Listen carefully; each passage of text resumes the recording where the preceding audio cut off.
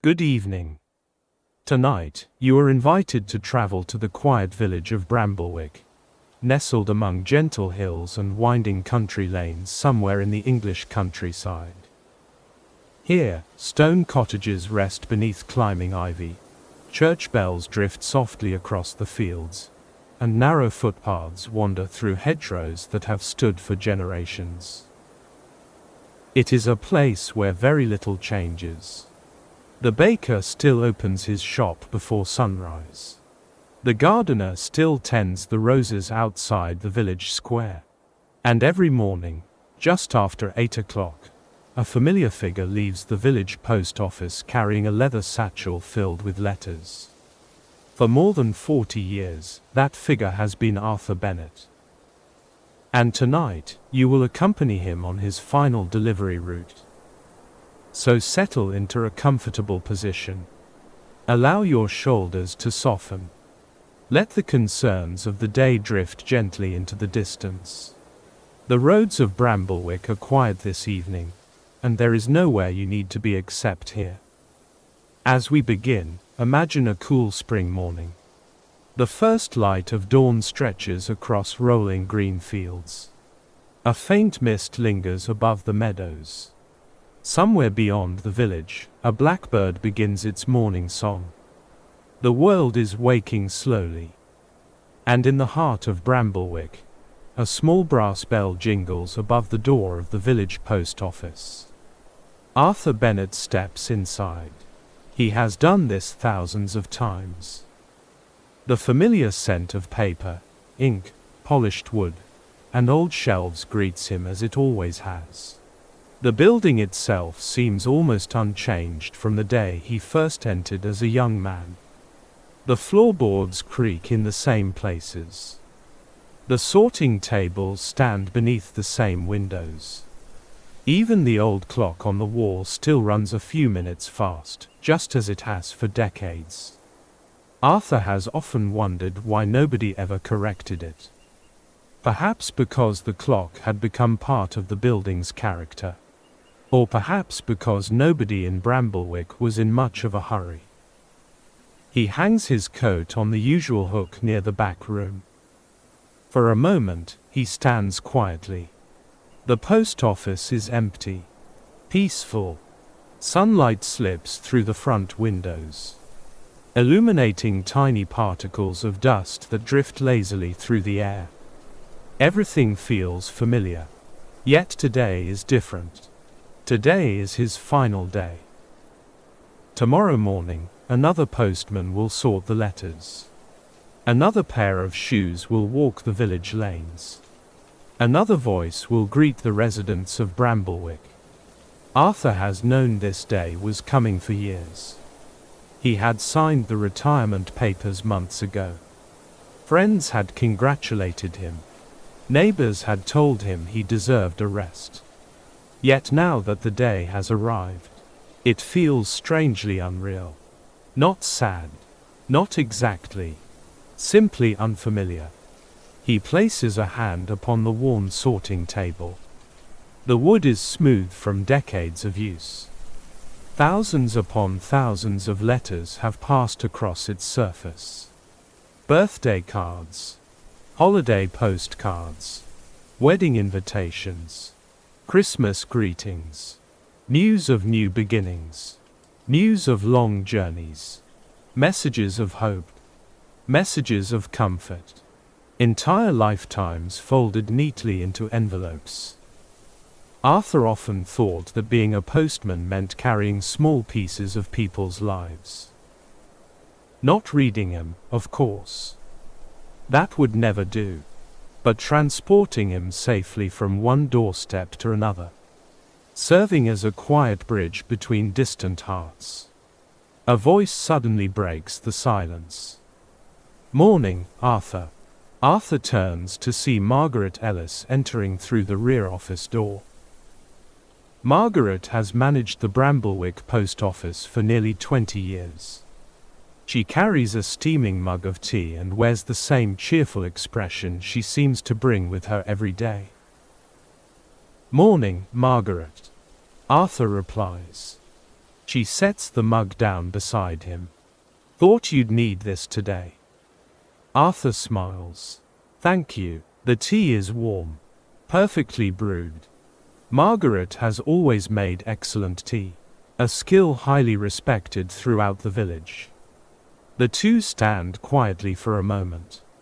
Neither feels the need to fill the silence. Outside, a bicycle rolls past the window. A dog barks somewhere in the distance. The village continues its gentle morning routine. Eventually, Margaret speaks again. You nervous? Arthur chuckles softly. I've delivered letters through snowstorms, floods, and one particularly memorable incident involving a runaway goose. Margaret laughs. I remember that goose. It chased me halfway across the village. It chased everyone halfway across the village. The memory settles comfortably between them. One of countless shared stories gathered over the years. Margaret takes a sip of tea. You'll be missed. Arthur glances toward the sorting shelves. Rows of letters wait patiently in their compartments. Soon he will organize them one final time. Then he will begin his route. The same route he has walked for decades. The same roads. The same cottages. The same familiar faces. And yet, today, everything seems slightly brighter. As though he is noticing details that routine had quietly hidden. The curve of sunlight upon the floor. The polished brass handles. The scent of fresh paper.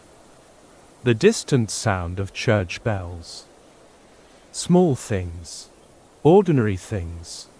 The sort of things that become precious when you realize you may not experience them in quite the same way again. Arthur lifts his mug and gazes out the window. Across the village square, shopkeepers are beginning to open the doors.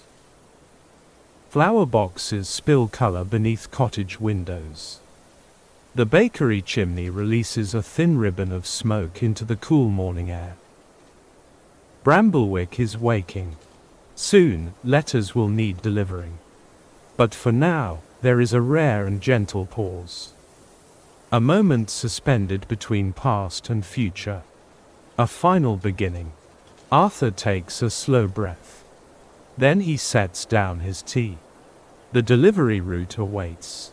And somewhere among the neatly stacked envelopes waiting on the sorting table lies a letter unlike any he has carried before. Though he does not know it yet, that letter will accompany him throughout this final day. And before the sun sets over Bramblewick, it will lead him toward memories he thought had long since drifted away. But that part of the journey can wait. For now, the village is peaceful. The morning is young. And the first letters of Arthur Bennett's final route are ready to be sorted. The morning light continued to spread across Bramblewick as Arthur Bennett began sorting the day's post. One by one, the envelopes found their places. The process was as familiar to him as breathing. His hands moved almost automatically. A letter for the baker. A parcel for the schoolmaster. A postcard from Scotland. A birthday card addressed in careful blue ink. The names were familiar. Many of them had been familiar for decades. Arthur often thought that a village revealed itself through its post. Not through grand events or important announcements, but through small, ordinary connections. A note from a grandson studying at university. A Christmas card arriving unexpectedly in January. A photograph sent from a distant holiday. Tiny threads binding lives together. Outside, the morning had become brighter. The mist was beginning to lift from the fields. Sunlight touched the tops of the hedgerows that bordered the narrow country lanes. By 8:30, Arthur's leather satchel was ready. It rested comfortably against his side, worn smooth from years of service. The brass buckle carried scratches gathered over countless journeys. Arthur often joked that the satchel knew Bramblewick almost as well as he did. Margaret accompanied him to the front door. Neither said much. There was no need. Some friendships become comfortable enough to leave room for silence. At the doorway, Arthur paused. The village square stretched before him. Shopkeepers swept pavements. A delivery van rolled slowly past the bakery.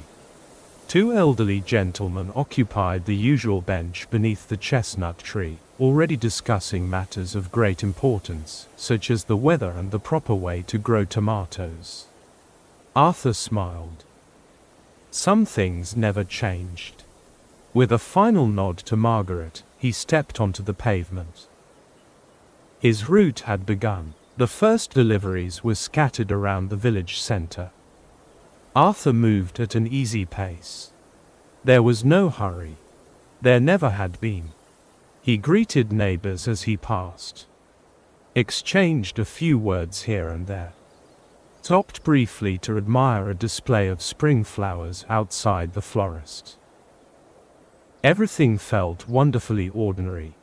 And perhaps because it was his final route, everything felt slightly more vivid as well.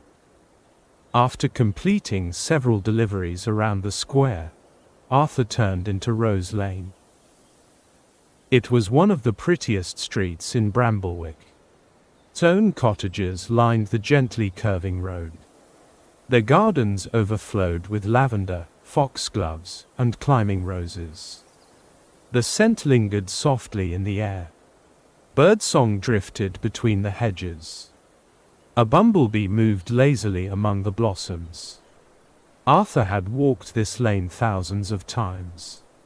Yet today, he found himself noticing details he had somehow overlooked. A weathered birdhouse attached to an old apple tree. A stone cat sleeping on a windowsill. The intricate ironwork of a garden gate. Life was often like that. The familiar became invisible until one paused long enough to truly see it. At the far end of Rose Lane stood a cottage known throughout the village as Rose Cottage. Nobody could quite remember who had first named it. The name simply seemed to belong. A white stone path led to the front door. The gate itself was covered in climbing roses that bloomed each summer in shades of cream and pale pink. Even now, early in the season, fresh buds were beginning to appear. Arthur approached the gate. Among the letters in his satchel was one addressed to the cottage's owner. Mrs. Eleanor Finch, a widow in her late 80s. One of Bramblewick's oldest residents. Arthur had delivered her post for more than 40 years. In fact, he had delivered letters to her long before the roses had grown thick around the gate. Back when her husband, Thomas Finch, still tended the garden himself. Arthur remembered Thomas well. A quiet man with kind eyes and soil permanently lodged beneath his fingernails. He could grow almost anything. Villagers often joked that if Thomas planted a walking stick, it would bloom by spring. Arthur smiled at the memory. Then he opened the gate and followed the path. Before he could knock, the front door opened. Mrs. Finch stood there waiting, as though she had somehow sensed his arrival.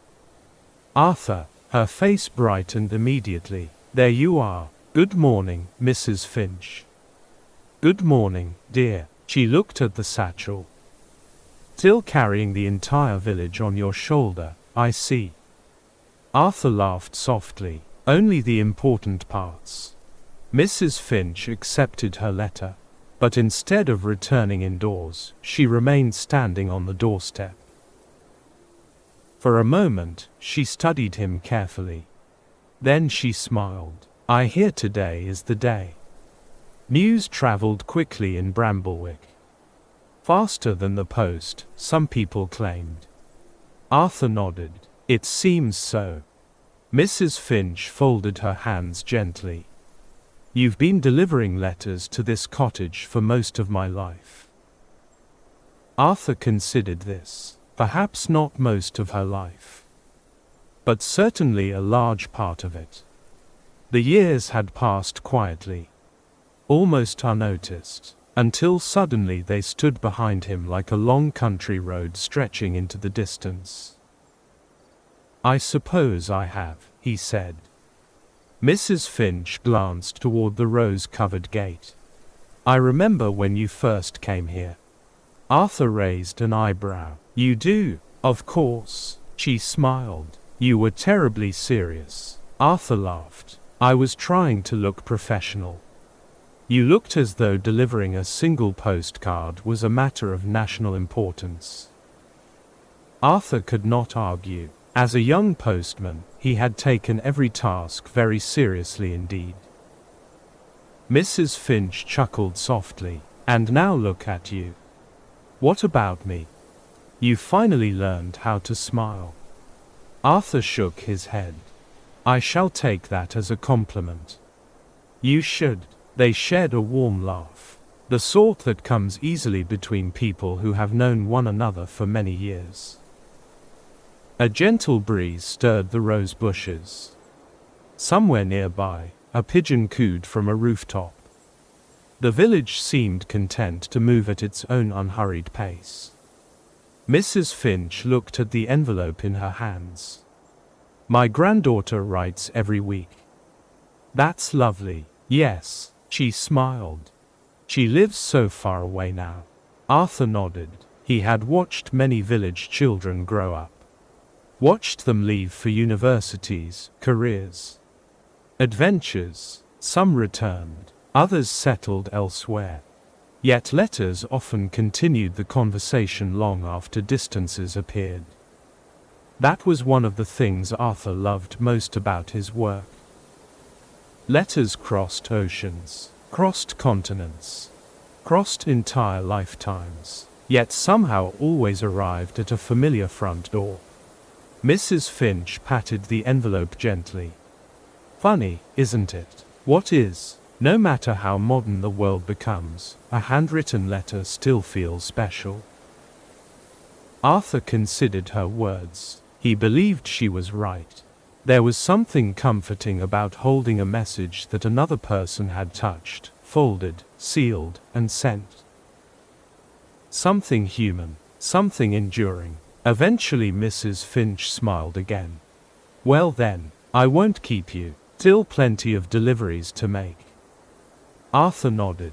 Quite a few. She hesitated. Then she reached forward and squeezed his hand.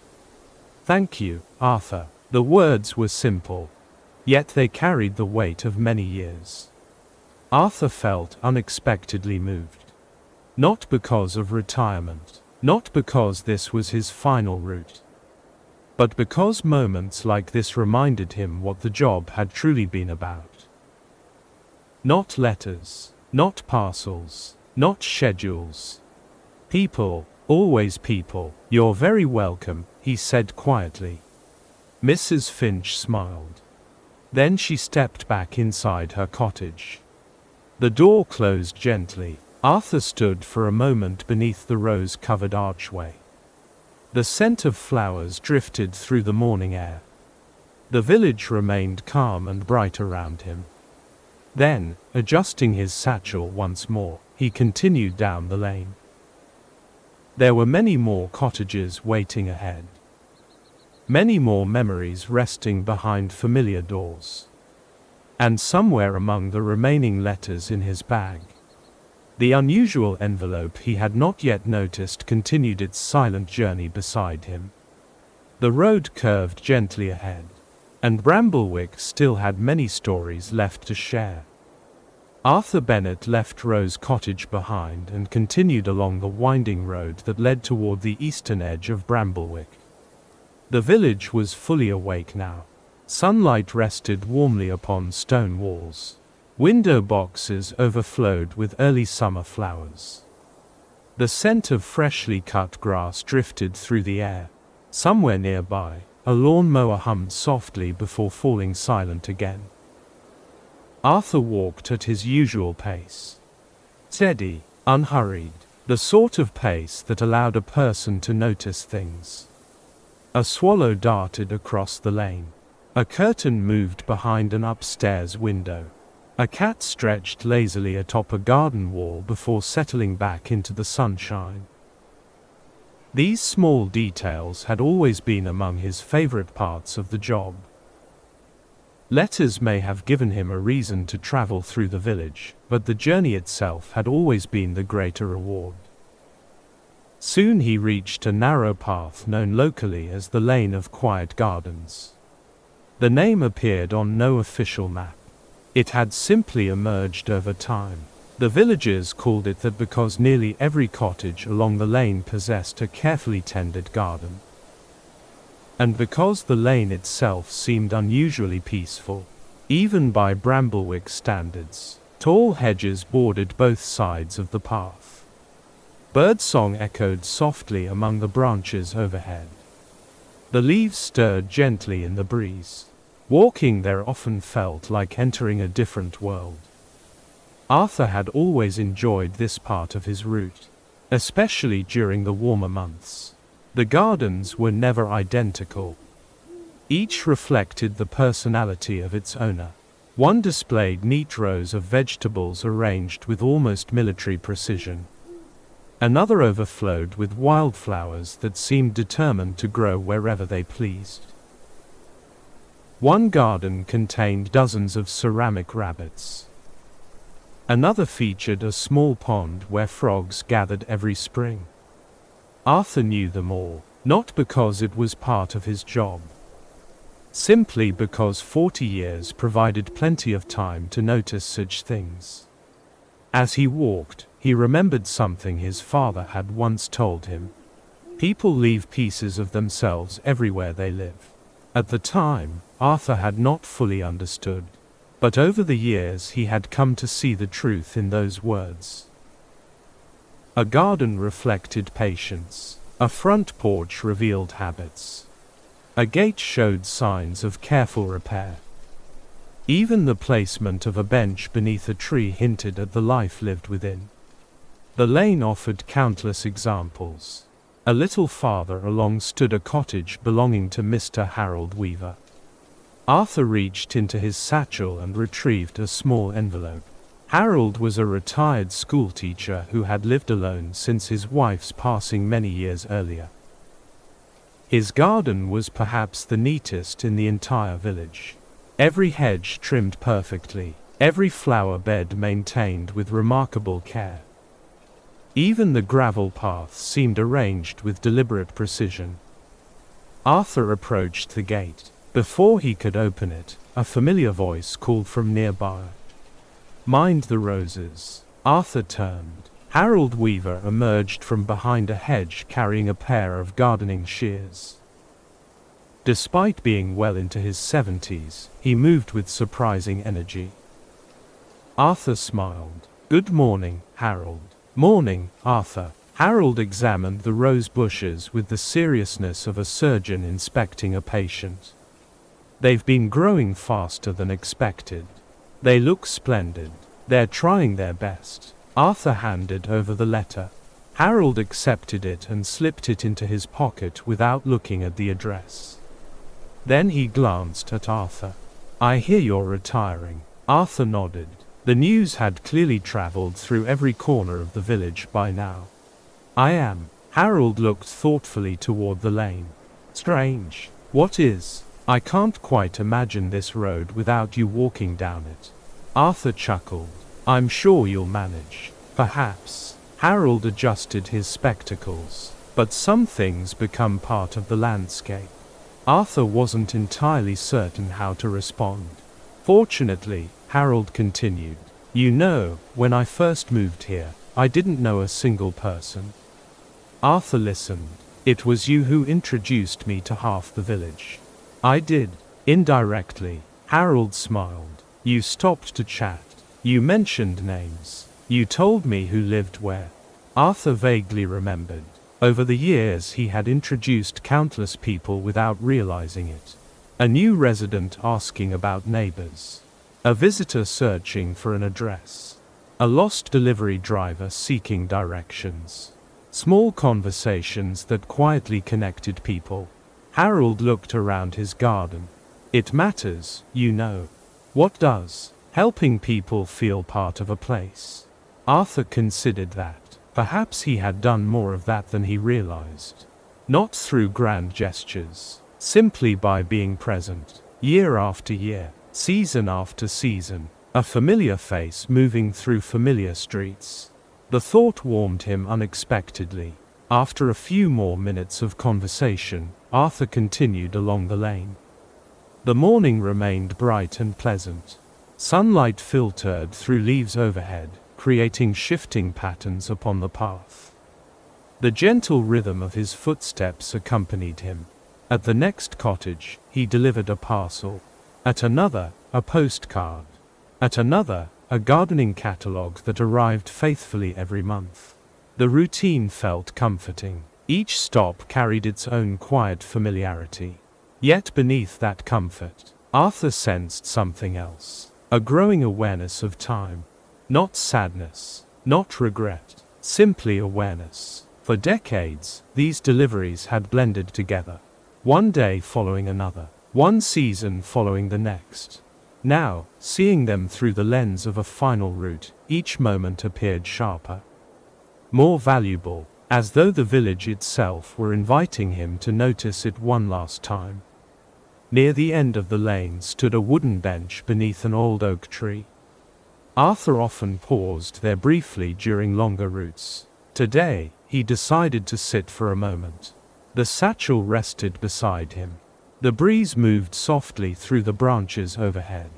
Birdsong drifted across the nearby gardens. Somewhere in the distance, church bells marked the passing hour.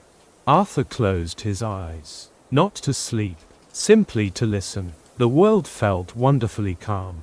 No engines, no crowds, no urgency, only leaves, birds, and distant village life. The kind of sounds people often overlooked until they disappeared. After a minute or two, Arthur opened his eyes again. As he reached for his satchel, something caught his attention. A cream-colored envelope lay near the bottom of the bag. He frowned slightly. He did not remember sorting that particular letter. Its paper appeared older than most.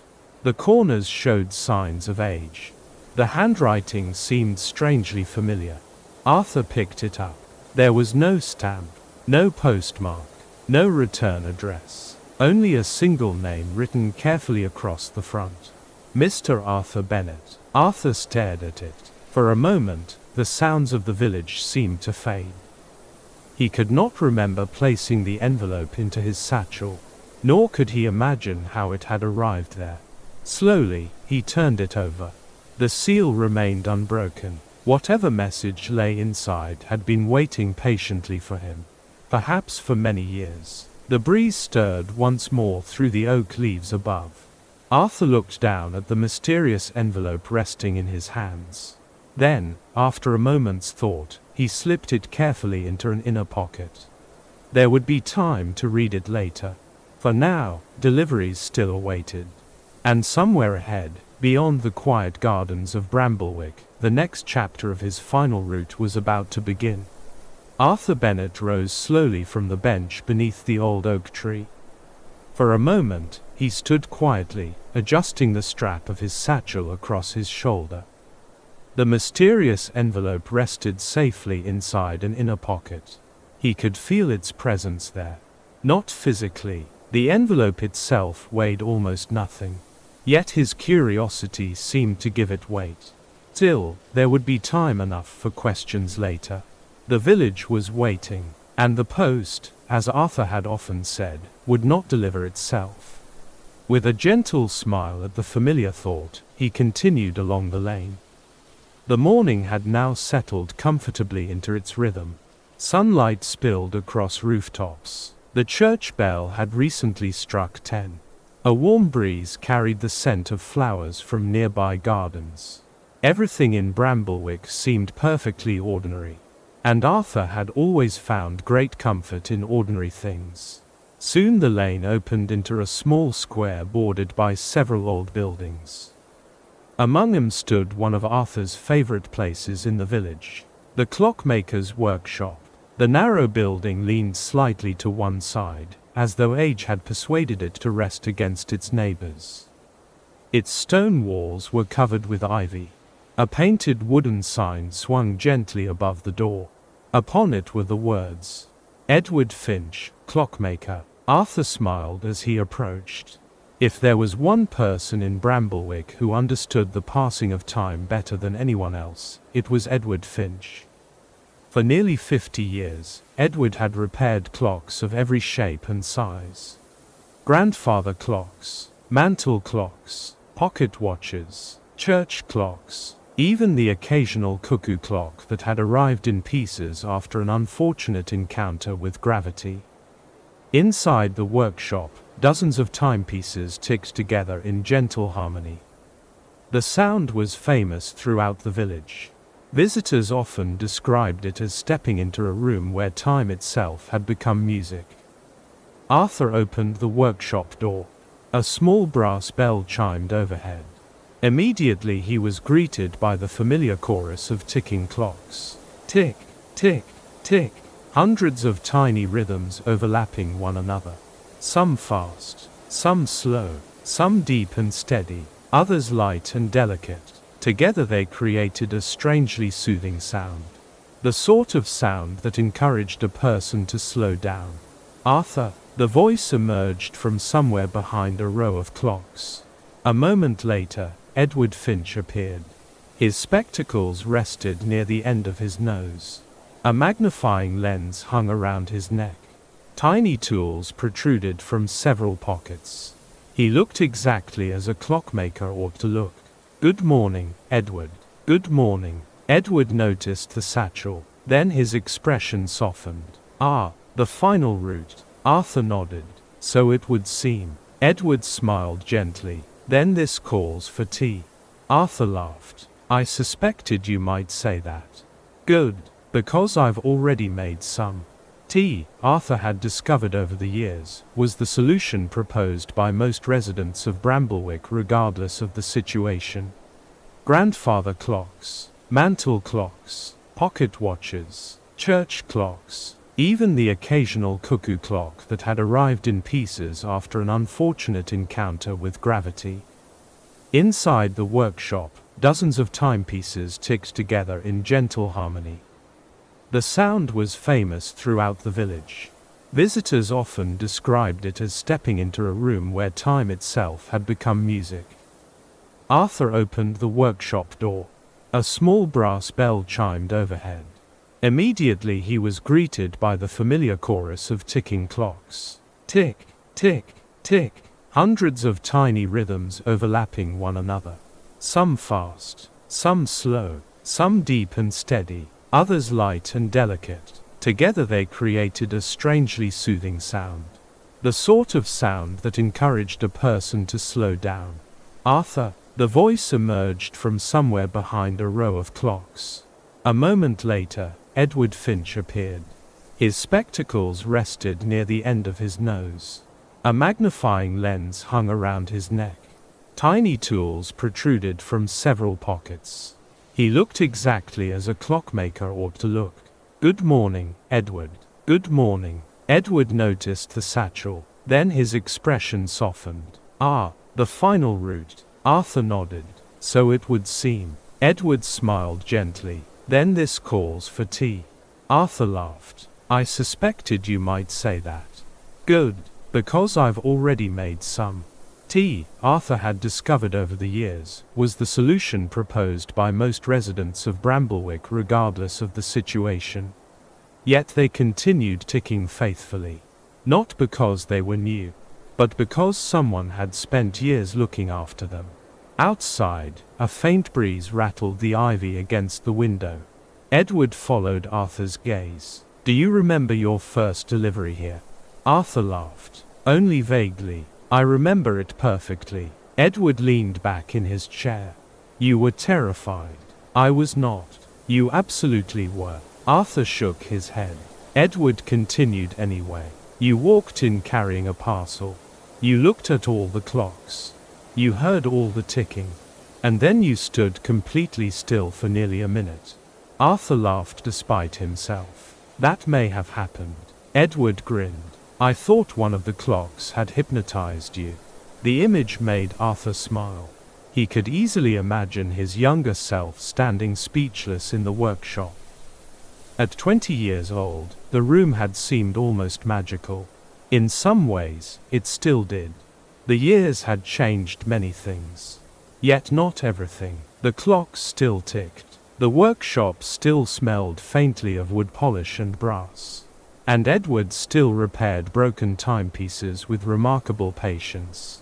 Perhaps that was one of the lessons Bramblewick offered.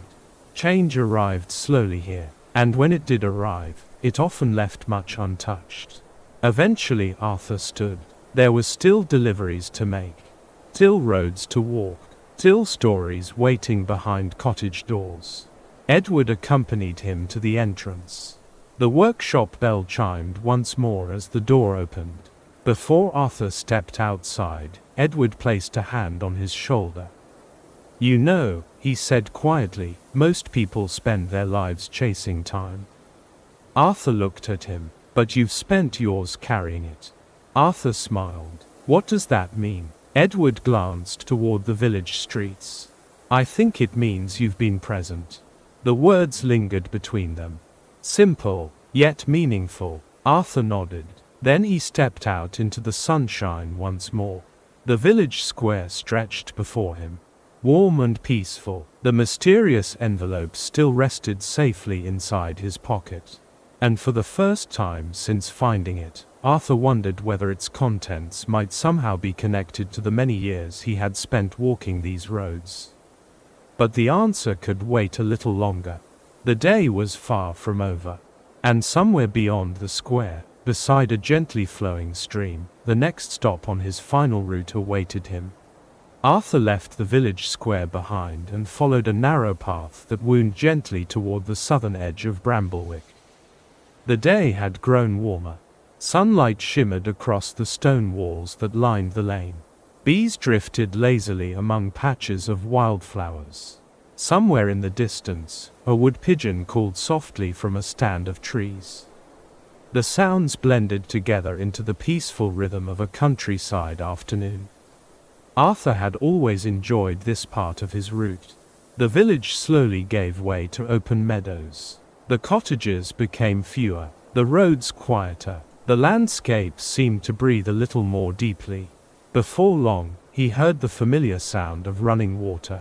A gentle stream flowed through this part of Bramblewick. Long ago, it had powered a small mill that stood nearby. The mill no longer operated, but the stream remained. It wound through the countryside exactly as it always had, moving steadily onward toward places unseen. Arthur often thought the stream resembled time itself. Never rushing, never stopping, simply continuing. The path eventually brought him to a small stone bridge. He paused briefly at the center. The water below sparkled in the sunlight. Tiny ripples danced across the surface. Dragonflies skimmed gracefully above the current. For a few moments, Arthur rested his hands upon the old stone wall and listened. The stream possessed a voice all its own. Soft, steady, comforting. If he had to choose a sound that represented Bramblewick, this might have been it. Not the church bells, not the marketplace, not even the clocks in Edward Finch's workshop. The stream, because it had witnessed everything. Generations of villages, changing seasons, countless stories, all flowing quietly alongside it. After a moment, Arthur resumed his walk. Beyond the bridge stood one of the oldest houses in the area. The villagers simply called it the house by the mill stream. A climbing vine covered much of its front wall. The windows overlooked the water. A small wooden bench rested beneath an apple tree in the garden. It was here that Mrs. Clara Whitmore lived. Arthur smiled as he approached the gate. Clara had a reputation throughout Bramblewick for two things: excellent jam and extraordinary memory. If a villager wished to know what had happened 20 years ago on a particular Tuesday afternoon, Clara could often provide an answer. Arthur opened the gate and followed the path. Before he reached the front door, it swung open. Clara Whitmore stepped outside carrying a basket of freshly picked apples. "Arthur, good afternoon, Clara." "Perfect timing." Arthur laughed. "That sounds dangerous." "It is." She held up the basket. "I've baked an apple tart." Arthur immediately understood. Nobody escaped Clara Whitmore's baking. Resistance was futile. A few minutes later, he found himself seated at a small garden table overlooking the stream. A slice of warm apple tart rested on a plate before him. The scent of cinnamon drifted through the air. The stream murmured softly nearby. For a moment, Arthur wondered whether retirement might not be so terrible after all. Clara poured tea into 2 cups. Then she sat opposite him. For a while they simply enjoyed the peaceful afternoon. The conversation wandered naturally from one subject to another. Gardens, weather, village events, the annual summer fete, the arrival of a family of ducks that had recently taken up residence near the pond. Nothing particularly important, yet somehow entirely important. Arthur had often discovered that the most memorable conversations were rarely about dramatic events. They were about ordinary life, the small moments that quietly accumulated over the years. Eventually Clara looked at him thoughtfully. "How are you feeling?" Arthur knew immediately what she meant. "The retirement." She nodded. "That." Arthur considered the question carefully. "I don't know." Clara smiled. "An honest answer." "I suppose it is." The stream continued flowing behind them. Arthur watched the sunlight glimmer upon the water. "For years," he said slowly, "I always knew where I would be each morning." Clara listened. "I knew which roads I would walk, which gates would creak, which dogs would bark, which houses would receive parcels." He smiled. "And now I don't." Clara nodded. "That can feel strange." "It does." She looked toward the stream. "When my husband retired, he spent the first month trying to repair things that weren't broken." Arthur laughed. "I remember. He repaired the shed door 3 times." "Exactly." They both smiled. Clara folded her hands around her teacup. Eventually he realized something. What was that? Life wasn't ending. She glanced toward the water. It was simply changing shape. Arthur followed her gaze. The stream curved gently around a bend before disappearing behind a cluster of trees. Yet although it vanished from sight, it continued onward. Still flowing, still moving, still itself. Perhaps life worked much the same way. A road ended. Another began. The destination changed. The traveler remained. For a while neither spoke. The silence felt comfortable, natural, the kind shared by old friends. A breeze stirred the branches of the apple tree overhead. Several blossoms drifted gently to the ground.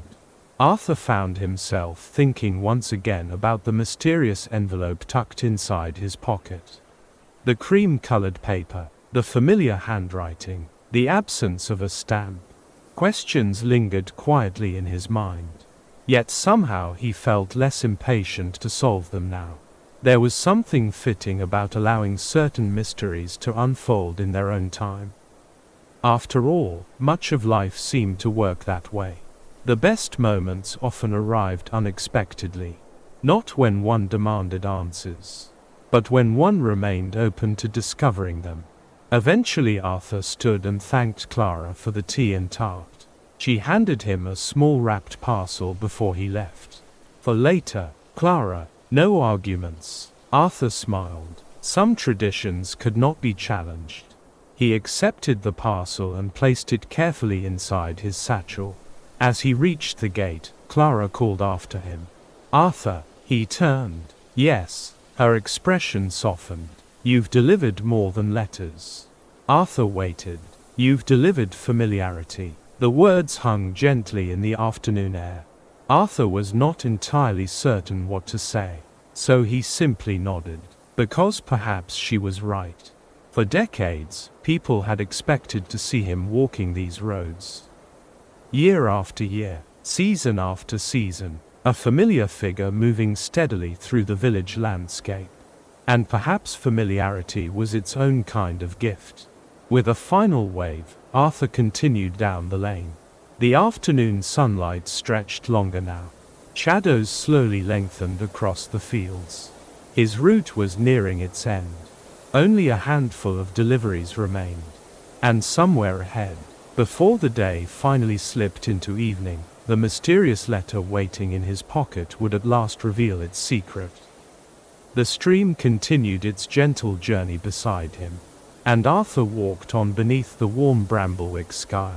The afternoon slowly drifted toward evening as Arthur Bennett completed the final deliveries of his route. The sun hung lower now, casting a golden glow across the fields surrounding Bramblewick.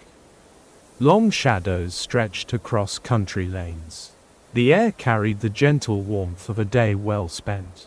Arthur moved through the village with the same steady pace he had maintained for decades. One final parcel delivered to a cottage near the church. One final letter posted through a weathered wooden door. One final friendly conversation at a garden gate. Nothing dramatic marked the end of his route. And somehow, that felt exactly right. Life in Bramblewick had never depended upon grand occasions. Its beauty lived in quieter things. The familiar sound of church bells. The scent of roses after rain. The sight of smoke curling from cottage chimneys. The friendly nod of a neighbor passing in the street. Simple things. Enduring things. As the last delivery disappeared from his satchel, Arthur found himself standing near the edge of the village green. For the first time in more than 40 years, there was nowhere else he needed to go. No remaining addresses, no parcels waiting, no letters left to deliver. The route was finished. The thought settled over him gently, not as an ending, more as a pause, a long chapter quietly reaching its final page. Nearby stood a large oak tree that overlooked much of the village. Arthur had often stopped there over the years. Today seemed an appropriate time to visit once more. He crossed the green and sat upon the familiar bench beneath its branches. The village spread out before him. Its own cottages glowed softly in the evening light. Gardens rested peacefully. The church tower rose above the rooftops. Beyond the village, rolling fields stretched toward the horizon. It was a view he knew well. Yet somehow it felt new. Perhaps because he was seeing it not as part of a routine, but as a gift. For several minutes he simply sat and watched. A blackbird landed nearby. Children's laughter drifted faintly from somewhere across the green. The breeze stirred the leaves overhead.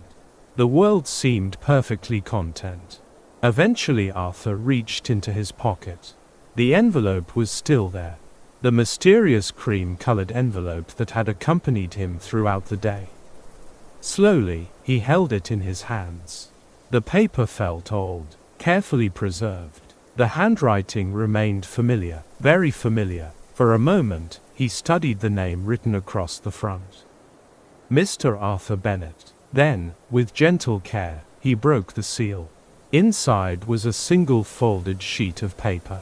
Arthur unfolded it slowly. The handwriting immediately caught his breath. Not because it belonged to someone he had forgotten, but because it belonged to someone he remembered perfectly.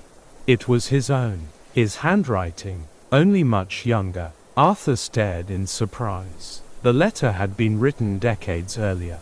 40 years earlier, perhaps. Maybe more. A faint smile touched his face as he began to read.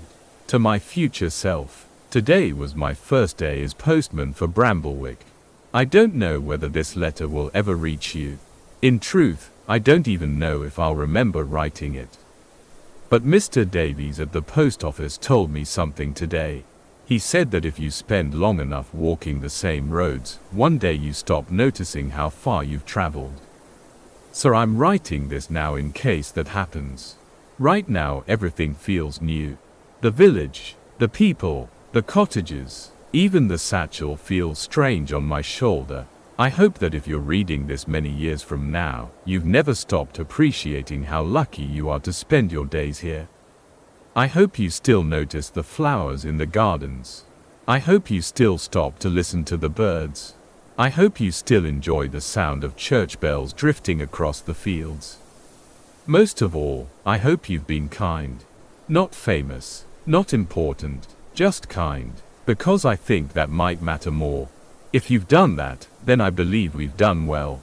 Best wishes, Arthur. For a long time, Arthur sat quietly beneath the oak tree. The letter rested in his lap. The evening sunlight illuminated the page. He could almost picture himself as a young man writing those words. Ambitious, nervous, hopeful, standing at the very beginning of a journey he could not yet imagine. And now here he was. At the other end of that journey, Arthur looked out across the village. The cottages, the lanes, the gardens, the familiar roads. Had he noticed the flowers? Yes. Had he listened to the birds? Often. Had he appreciated the church bells? More times than he could count. And kindness? He hoped so. He truly hoped so. A voice suddenly called from behind him. Thought I'd find you here. Arthur turned. Margaret Ellis was approaching across the green. Behind her came Edward Finch. Then Clara Whitmore. Then Harold Weaver. And after them, more villagers. Dozens of them, some carrying baskets, others carrying blankets, several waving cheerfully as they crossed the grass. Arthur blinked in surprise. What is all this? Margaret smiled. A picnic. A picnic. Retirement requires proper planning. Arthur laughed. Of course it did. Within minutes, the village green transformed into a cheerful gathering. Tables appeared. Tea appeared. Far more tea than seemed strictly necessary. Cakes appeared. Sandwiches appeared. Someone produced a violin. Children ran across the grass. Neighbors chatted beneath the evening sky. Arthur found himself surrounded by familiar faces. People whose letters he had delivered. Whose lives he had glimpsed from garden gates and front paths. People who had quietly become part of his own story. As the sun slowly sank toward the horizon, conversation flowed easily. Stories were shared. Memories revisited. Laughter drifted across the green. The entire scene seemed wrapped in a warm golden light. Eventually, as twilight approached, Arthur stepped away from the gathering for a moment. The letter remained safely folded in his pocket once more. He stood beneath the oak tree and looked out across Bramblewick. The village was beginning to glow with evening lamps. Windows shone softly. Chimneys released thin trails of smoke. The first stars appeared overhead. And Arthur felt something unexpected. Not sadness, not loss, gratitude, profound gratitude, for the roads he had walked, for the people he had known, for the countless ordinary days that had quietly become an extraordinary life. The young postman who had written that letter so many years ago had hoped for only a few simple things. Looking out across Bramblewick now, Arthur believed those hopes had been fulfilled. The breeze moved gently through the oak leaves. The village settled into evening. And somewhere nearby, laughter floated softly through the twilight air. Arthur smiled. Then he turned and walked back toward his friends. Toward the warm lights. Toward the gathering waiting beneath the evening sky. The route had ended. But the journey, he suspected, was still continuing. Just along a different road. And in the peaceful village of Bramblewick, where familiar lanes wound through fields and gardens and memories. That felt like a very good beginning indeed.